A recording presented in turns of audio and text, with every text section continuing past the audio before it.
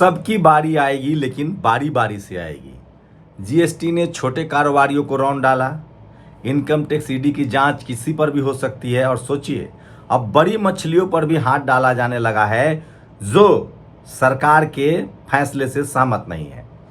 बिहार के रहने वाले अग्रवाल, जो वेदांता ग्रुप के चेयरमैन हैं, भले वो लंदन में रहते हैं, उन्होंने कुछ सवाल उठा दिए थे। उन्होंने कहा था कि सिर्फ अडानी को ही सारा ठेका क्यों मिल रहा है, सारी कंपनियां क्यों मिल रही है। दरअसल जेपी ग्रुप का मामला था, वहां से उन पर एफआईआर हुआ, अब ईडी की जांच हो रही है। तो लोग सवाल पूछ रहे हैं कि गृह मंत्री गुजरात के, प्रधानमंत्री गुजरात के, तो क्या सिर्फ गुजरात के बिजनेसमैन को ही फायदा मिलेगा? सबने देखा 3000 करोड़ की बिजली कंपनी कैसे अडानी के हिस्से में चली गई। सबने देखा एनडीटीवी कैसे चला गया। सबने देखा सारे बंदरगाह, सारे एयरपोर्ट कैसे अडानी के हिस्से में जा रहे हैं, सारे बिजली संयंत्र कैसे उसके हिस्से में जा रहे हैं। तो खैर, इससे तो बहुजनों का कोई लेना देना नहीं है। ये तो जो जनरल कैटेगरी के जो व्यापारी हैं वो समझे, खासकर जो अडानी के अलावा, यहाँ तक कि अनिल अंबानी ने कहा कि अडानी का चैनल मेरे खिलाफ कैंपेन चला रहा है ताकि मेरी कंपनियों को हथिया सके। तो जेपी ग्रुप हो, हमने एयरपोर्ट्स देखे हैं, इनकम टैक्स ईडी का पहले रेड होता है, बाद में उस कंपनी को अडानी के हवाले कर दिया जाता है। ये सीमेंट कंपनियों के बारे में भी हुआ है। दक्षिण के एक बिजली कंपनी के बारे में हुआ, उसके मालिक को जेल में डाल दिया गया। तो ईडी को लेकर तमाम खबरें सोशल मीडिया पर चल रही है। तो लोग पूछ रहे हैं कि प्रधानमंत्री गुजरात के, गृह मंत्री गुजरात के, अडानी गुजरात के, इसमें कनेक्शन तो नहीं है। वैसे अनिल अंबानी इस पर आरोप लगा चुके हैं कि अडानी मेरी कंपनी को खरीदना चाहते हैं, इसलिए हमारे खिलाफ खबरें प्लांट की जाती है। इनकम टैक्स ईडी की रेट तो चल ही रही है। तो बिहार के लोगों को भी ये सोचना है। और वेदांता जो है, एक शख्स, एक बड़े समाज सेवी है, उन्होंने लिखा है कि वेदांता साहब ने भी कम पैसे नहीं झोंके थे 2014 में। ये भी बीजेपी और मोदी के बड़े सपोर्टर थे। और नतीजा आपके सामने है, बारिश सबकी आएगी। जीएसटी में बारिश सबकी आ रही है। तमाम जो छोटे कारोबारी हैं उनको सबको पता है, लेकिन अब ये हाल है कि बोल भी नहीं सकते हैं। लेकिन एक शख्स है जो आपके लिए बोलने आ रहा है। जी हाँ, बिल्कुल ठीक सुना आपने, कॉकरोच, बहुजन समाज का बेटा, दलित समाज का बेटा, जो महाराष्ट्र का है, जहाँ से फूले हुए हैं, जहाँ से अम्बेडकर हुए हैं। वो अपने दम पर अमेरिका जाके पढ़ाई कर रहे थे, और जैसे ही कॉकरोच कहा गया था बेरोजगारों को, उसके बाद उन्होंने सोशल मीडिया मुहिम चलाया। और अब खबर आ रही है कि वो 4 तारीख को भारत पहुंच रहे हैं और 6 तारीख को जंतर मंतर पर धरना देंगे। अब धरना उतना आसान नहीं रहा है। कॉकरोच के इस अभिजीत दीपके ने कहा है कि कम से कम 1 करोड़ युवा वहां आए। सबको पता है, आज भी मुझे एक अपने जानकार ने बताया कि कैसे सीबीएसई में जानबूझकर एससी एसटी ओबीसी के बच्चों को सबसे ज्यादा फेल किया गया है। बहुत सारे तो ऐसे बच्चे हैं जिन्होंने आईआईटी में टॉप किया है। खबर आ रही है कि जो आईआईटी टॉपर है इस बार, वो भी ओबीसी समाज का है, कुशवाहा समाज का। तो ज्यादातर एससी एसटी ओबीसी के बच्चे सीबीएसई में फेल किए गए हैं, और उनका रिजल्ट आइए, बहुत का तो रिजल्ट आईआईटी में आ चुका है। तो सीबीएसई हो या नीट हो या एसएससी हो, सारी नौकरियों पर ताला है, सारे पेपर लीक हैं। लेकिन अब सवाल है कि अब इसके खिलाफ आप बोल भी नहीं सकते हैं। और तमाम एग्जाम जो है वो पैसा बटोरने का हथियार बन चुका है। पेपर गड़बड़ है तो कंप्लेन कीजिए तो पैसा दीजिए, हर पेपर की जांच के लिए पैसा दीजिए, उसके बाद भी आपका पेपर ठीक होगा इसकी गारंटी नहीं है। तो और सबसे बड़ी बात, वो तमाम पत्रकार जो इस पर सवाल उठा रहे हैं, वो तमाम टीचर जो सवाल उठा रहे हैं, तो उस पर भी टीवी अखबार जो है उनको नीचे दिखाने की कोशिश करें। आप सोचिए, लेकिन इस बार मामला अलग है। ये अंजना ओम कश्यप हैं, आज तक की बड़ी एंकर हैं। ये जैसे ही बोलती हैं देश के टीचर के खिलाफ, ऑनलाइन टीचर के खिलाफ, ये कभी भी प्राइवेट सेक्टर के कॉलेज यूनिवर्सिटी के खिलाफ नहीं बोलती हैं।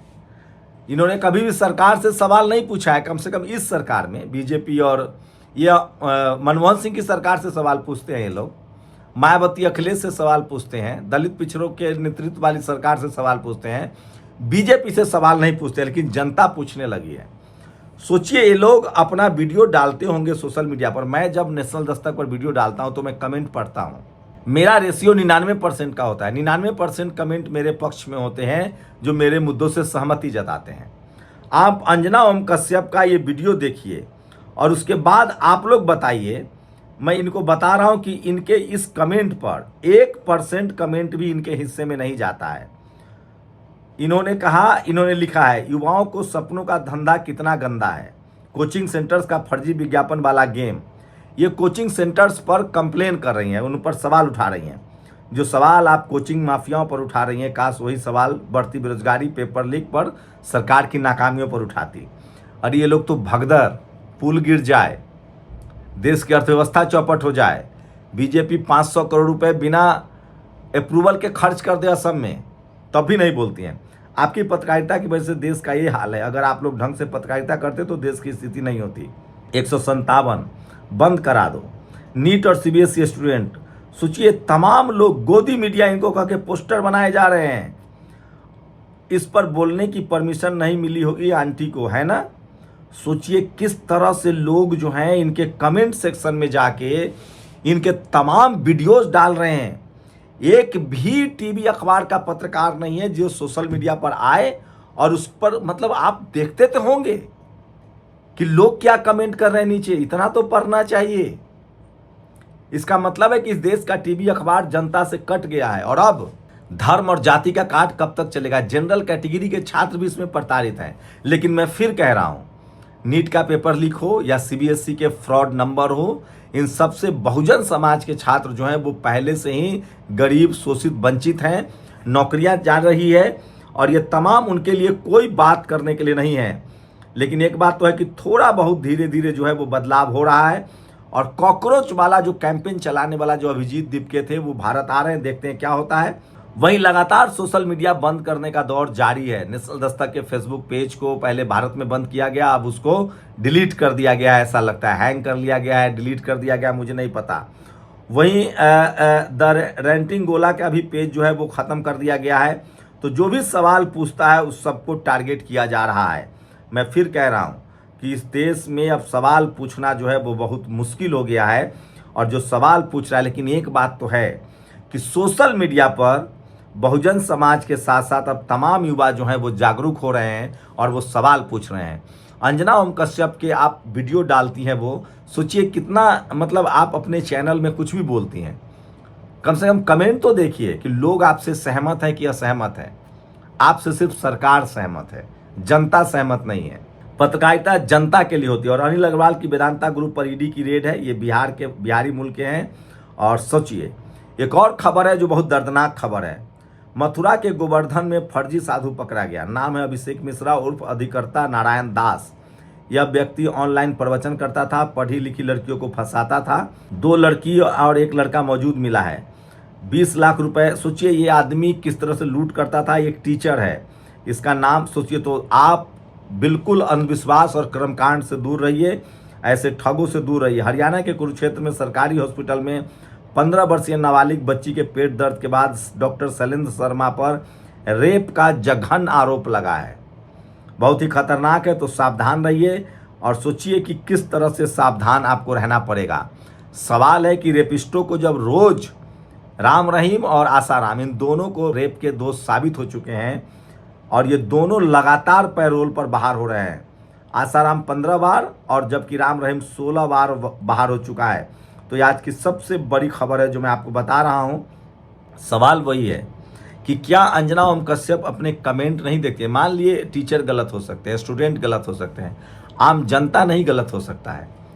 बोलने पर पाबंदियां हैं। मैं फिर कह रहा हूं, इस देश की दुर्दशा और डेमोक्रेसी के लिए कोई जिम्मेदार है तो वो खत्म होने के लिए तो वो टीवी और अखबार है।